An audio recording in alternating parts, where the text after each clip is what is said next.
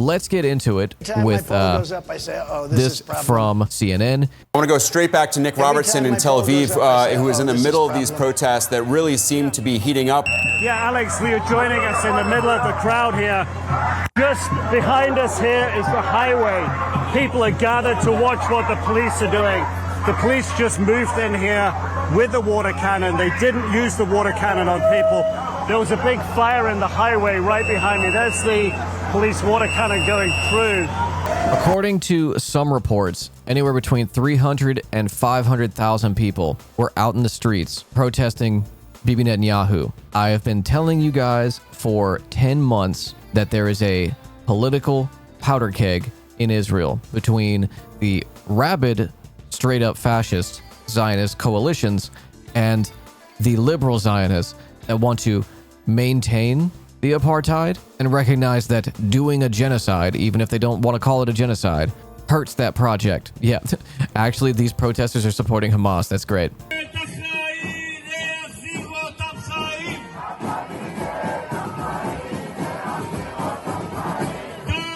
Yeah, not the genocide, the leadership.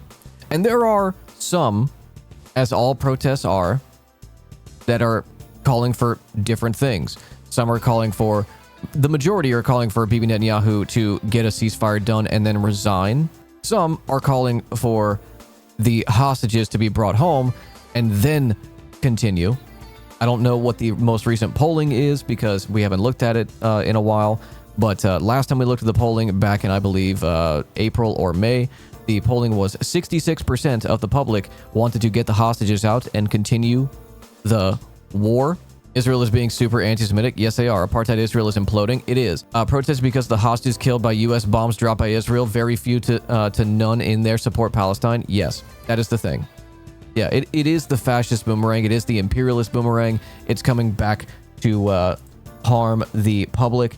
I want to show you guys something that I saw last night. Yes, here it is. The sister of one of the hostages was trampled by a Israeli military police on horseback. Trampling of Israeli settler by Zionist police mounted on horseback. Her crime was to protest for a ceasefire so that her sister can be released in exchange for the Palestinian hostages. I believe this person right here. Now, I'll remind you, it's ACAB worldwide. No matter what the reasons are, it's ACAB. We can be nuanced about this. We can have the clarity of mind of saying, yes, the hostages should be released and Israel should accept the proposed ceasefire deal that was made back in goddamn February, or any of the ceasefire agreements that Hamas has agreed to, because hostages should not be taken. Israel should not do an apartheid state that would necessitate the resistance, one of the acts being taking hostages. Anyone who says, oh, well, Hamas should release the hostages, oh, well, this is Hamas's fault. No. All of the blame lies on Israel and the United States. They said the revolution won't be televised, but the oppression will. I mean, it feels like these days it won't be televised, but it will be live streamed directly to your eyeballs.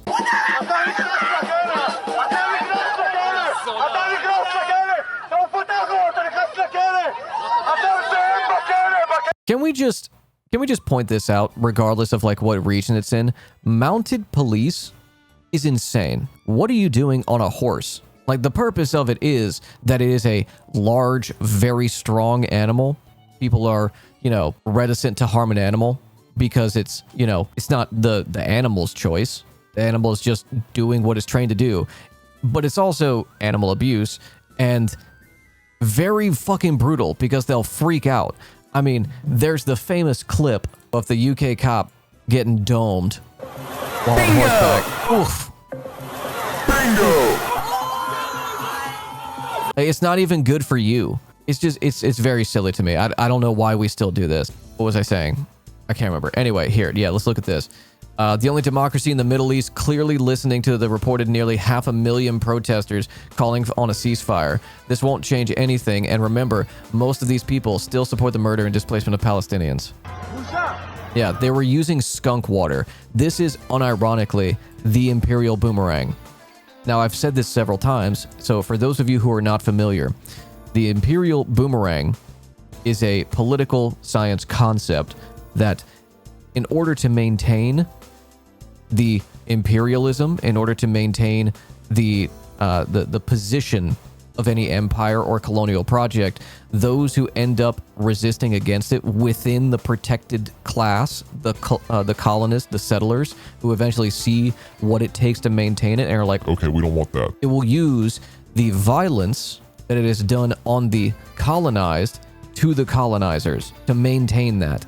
Every fascist movement does this. Barack Aviv says Biden says Netanyahu is not doing enough to get Gaza hostage deal. Netanyahu has been citing Biden's ironclad support for him as the reason he does not have to work harder to get a hostage deal. Incredibly rich of Biden to complain about the consequences of his own actions. Here's Ravid's own reporting to make it clear. Netanyahu told Gallant in the cabinet meeting, quote, I want to release all our hostages, no less than you. I fought for the release of hostages, no less than you, and I was even injured in one of these operations. I believe that the path that I am leading, of standing firm, is the right path. Since we passed in the last cabinet meeting a super justified decision. I love the syntax of fascists, because they all use such elementary language. A super justified. Regarding the Philadelphia corridor. Now, we will cancel it? Question mark. After the terrible murder of our hostages, such a step will send a dangerous message to Hamas and will lead to more and more concessions that will endanger Israel's security, like making a complete withdrawal from the Gaza Strip, to allow the smuggling of hostages to Sinai and from there to Iran. And yes, to the Americans on May 27th and August 16th, there is flexibility in the negotiations, but not on the principle of the Philadelphia corridor, which is Hamas's lifeline. After the U.S. agreed, why would you object? What they're talking about is territory between Gaza and Egypt, that they want to maintain control over that, to occupy the Philadelphia corridor. No. You have a land, air, and sea blockade on this open-air prison. You have put up walls. You don't let them go out to fish. You don't let them build an airport. You don't let them have free travel. And now you're saying the connection to a different country you are going to control? You don't get to do that. Very mobile bit of this demonstration. The demonstration was in the center of the city. It was around the main defense building. It is all about convincing the Prime Minister to do a deal on the hostages. But here you have line of police vehicles, policemen on this side of the road, over here, and here you have the crowds.